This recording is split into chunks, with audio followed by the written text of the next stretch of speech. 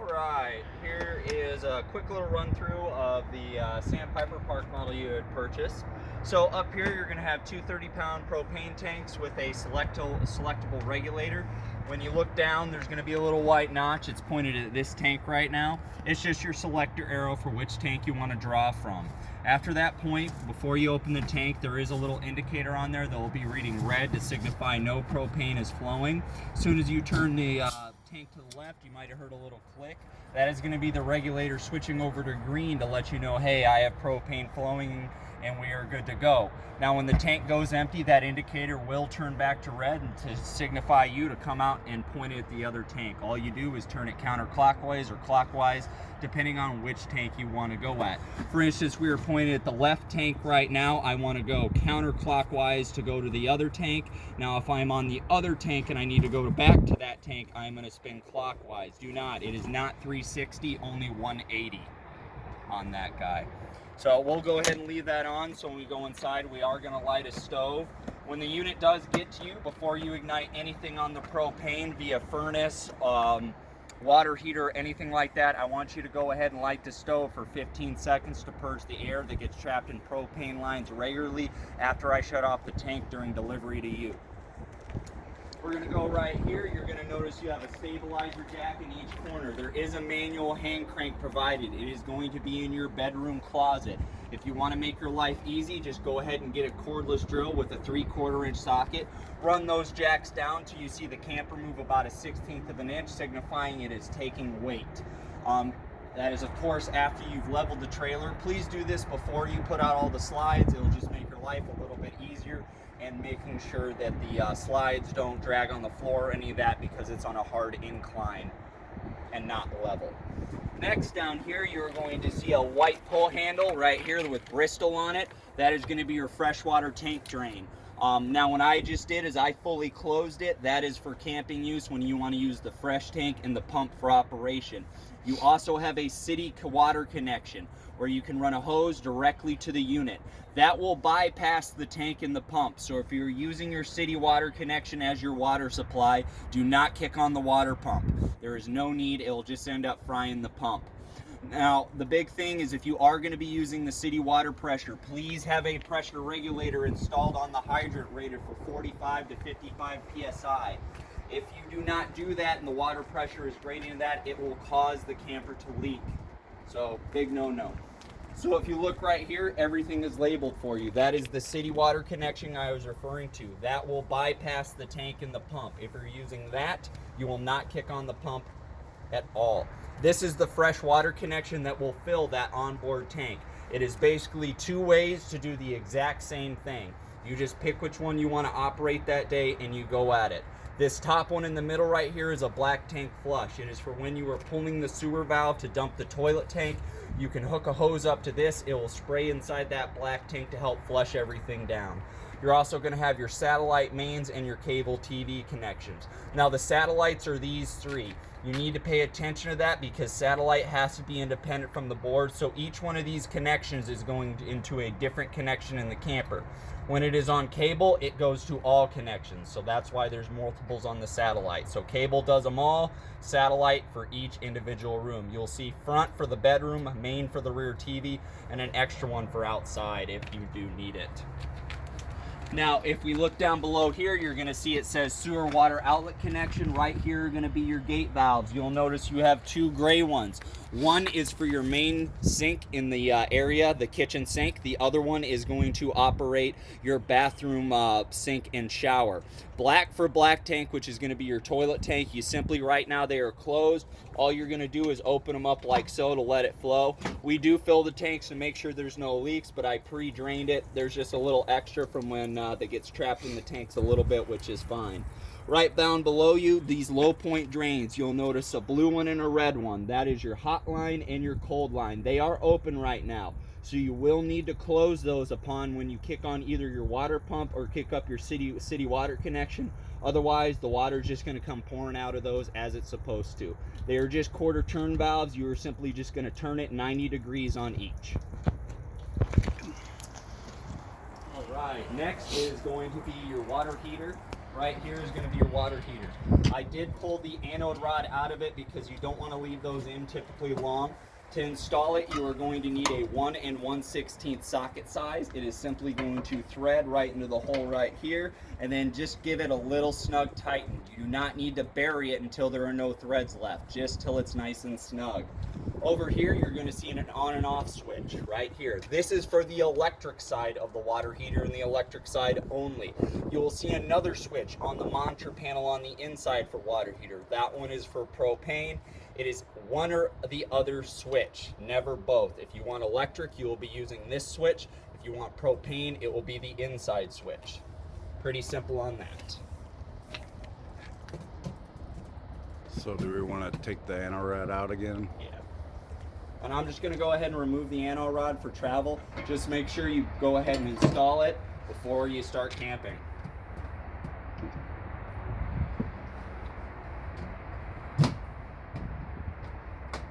Right down here is just the furnace intake and exhaust. Main thing about it is if you are operating the furnace, don't touch this, you will get burned. If you're in an area that is heavily with bees and wasps, I highly suggest you buy a mud dauber screen to cover the holes so bees, mice, and wasps don't crawl inside and build a nest in your furnace. There really isn't much back here but the power cord plug-in, another stabilizer jack, and a ladder to get on the roof. This is your 50 amp cord. I did provide you all the adapters you're going to need. They are going to be in your pantry drawer. When you open them, you'll open the pantry door and there'll be a little pull-out drawer with all the manuals, the wishbones, and everything. There's also a built-in water filter, which I will tell you where that's at when we go inside. Go around this way. Okay.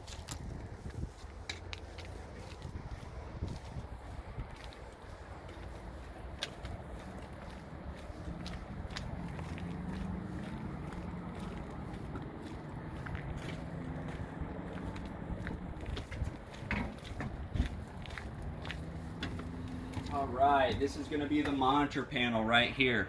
Now one thing you are going to notice right here is these two switches, black one, gray one, black two. Just leave them where they are currently at. If you put them on black 2 and gray 2, the tanks will not read anything because those tanks are not present. So remember, you have one gray tank for the kitchen sink, another gray tank for the shower and sink in the bathroom, and one black tank. You can see you can read them here. This is for the toilet tank, the gray tank in the bathroom, the kitchen sink, and then this would be your fresh water reading if you are using the freshwater tank. You can also hit this button to tell you how full of a charge you have on your battery. Right here, this button right here is going to be for heated holding tanks for in colder weather. You can flip that on. It activates little heating pads on the waste tanks so they don't freeze. Next right here is going to be your water heater propane switch. Like I said before, if you're using propane, you will use this switch. If you want electric, this switch will be off and you will use that outside switch I showed you before on the outside of the water heater. Next is going to be your water pump switch. And again, if you're using the city water connection, you do not need to kick him on. The only reason you're going to kick the water pump on is you're using the fresh water tank as your water supply. Other than that, you're going to come down here. These are awning lights, porch lights, ceiling lights, and hall lights. Your awning extend and retract right there. And then you'll notice on your slide out switches, you only have 2 switches. The reason behind that is this switch right here is going to operate your electric bedroom switch. It only does 1 slide on this, just for the bedroom. This secondary switch right here runs the hydraulic pump for the other 4 slides toward the rear of the unit. You simply just hold this switch down and the rooms will continue to run. They are not going to go at the same time. They kind of go in a little sequence of order. Same thing when you're closing it. You just continually hold the switch down to either all the rooms are out or they've all come in except for the bedroom one, which you will need to use that switch for. Down here, you're going to see you're going to have a thermostat. This is your main thermostat. It will control both the AC and the furnace, the main AC right here. Now, this is a completely ducted unit, so if you just have one run AC at a time, it will still pump air to the other places in the camper. Now, you will have another thermostat in the bedroom that looks exactly like this. It only operates the bedroom AC. Next, this little max air guy is going to be controlling the vent fan above our heads right here over the stove. You'll see very simply, I can just hit vent open and it's going to open the vent. Now, after a travel for a little bit, because it's brand new and the seal is still nice and sticky, do not be alarmed if you hit that button and it doesn't open right away. just hit vent closed and hit vent open again, and it will open. It's just something we run across with the brand new vents. You can also kick the fan on, and you'll notice the 1, 2, 3, 4 on the selector. That is your different fan speeds. You can also just hit fan off if you don't want the fan to run and you just want something open. It will close the vent. You'll just have to go back and hit vent open at that point if you don't want the fan to run. These are more just light switches. You might notice the lights turning on and off when I do that. You will have other lights here. For example, this light up here, there's just a little push button. This guy right here just does the back LED lighting. You will notice that switch on a couple of your different slides. Example right here. Now the rear slides do not have that option in them. There's just little push button lights right over here.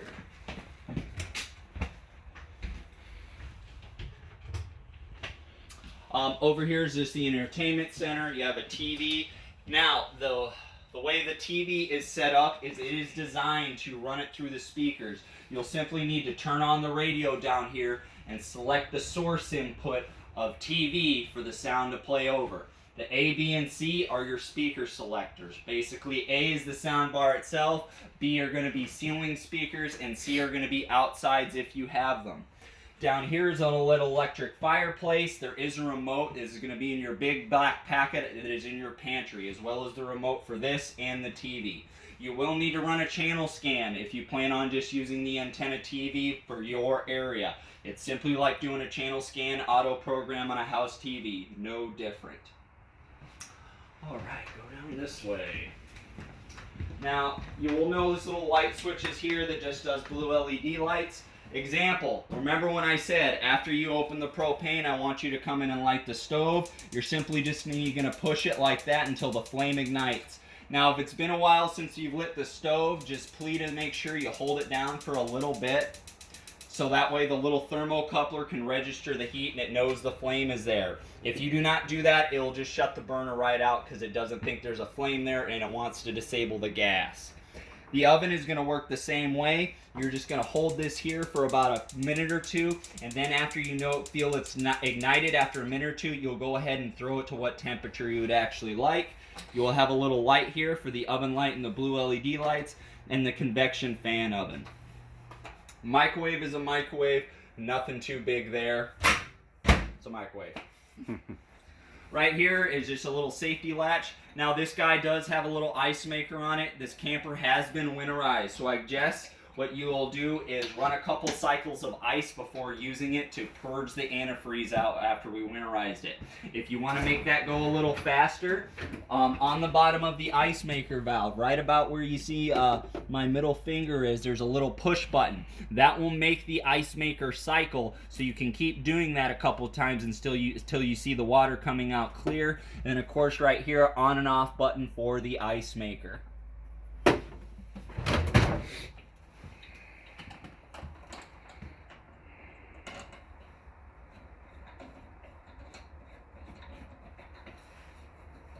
And here was the pantry door I'm referring to that's going to have all your goodies in it. You're going to have a little fancy little tote bag, manuals. All the remotes are going to be in this black bag along with manuals. Here's the little wishbone adapter. This is a 50 amp camper. This will allow you to take it down to 30 amp. The only rule is if you're using this guy, you can only operate one AC at a time. This right here is a cartridge for the water filter. It is located next to the pump. You will use this little tool right here.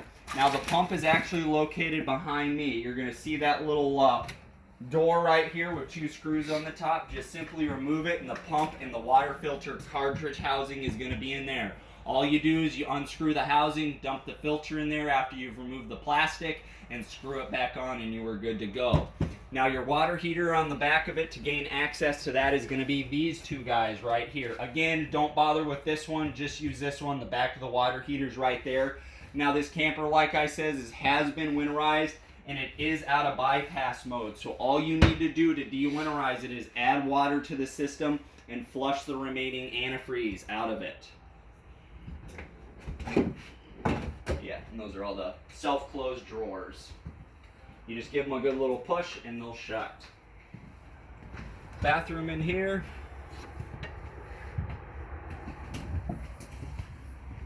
You'll notice a very similar switch to your Max Air vent fan. However, this one is an enclosed vent, meaning it doesn't need to open or close. You just hit fan on or fan off when you want it to operate.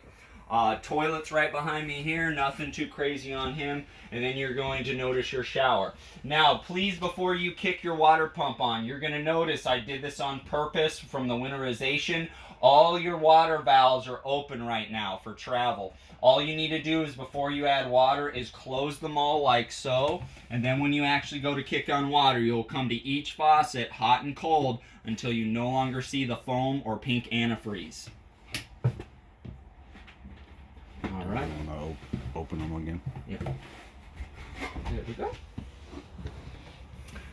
Not a lot going on in the bedroom here. You're going to find your screen doors are sitting here. They cannot go during travel. You have to remove them each time. Otherwise, they will fly off the doors while it is being towed. You have a main light switch in here, of course, right here. And then right above it is going to be doing the ceiling fan control right here. You have speeds, on and off, and a reversal button. You'll notice when I turned it on, nothing happens because I have to hit the speed button to get it started. I can also hit the reversal button for summer, winter, whatever you need to do. Thermostat, like I said, I'll show you the toggles through here on this one just to make your life easy. So right here, you're going to look. It's going to say fan low and fan high. That is only for if you want air movement, no cooling. Now, you'll notice it says cool high and cool low. You need to keep going till the auto button comes on. We need you to do that so the fan knows to control, the AC knows to control its own fan speed. It's very important you do that. Now, on your main thermostat, after that one, you will have a secondary setting that says heat. That is for the propane furnace. All you need to do is make sure your propane is on and go to heat, and it will ignite itself. Your floor ducted on your furnace, so nothing too crazy there. In this closet here is just a little extra TV bracket, and then, of course, the old TV mounts, and then a manual hand crank for those stabilizer jacks. And that's all she wrote. Very simple. Other than that, definitely go into the manuals. There are plenty of how-to videos through the manuals if you need them.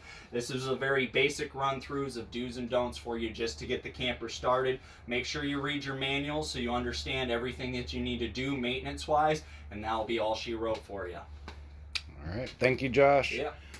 I'll send it to you, Frank. It'll take a little bit of time to upload, and then I'll get it sent to you. Thank you.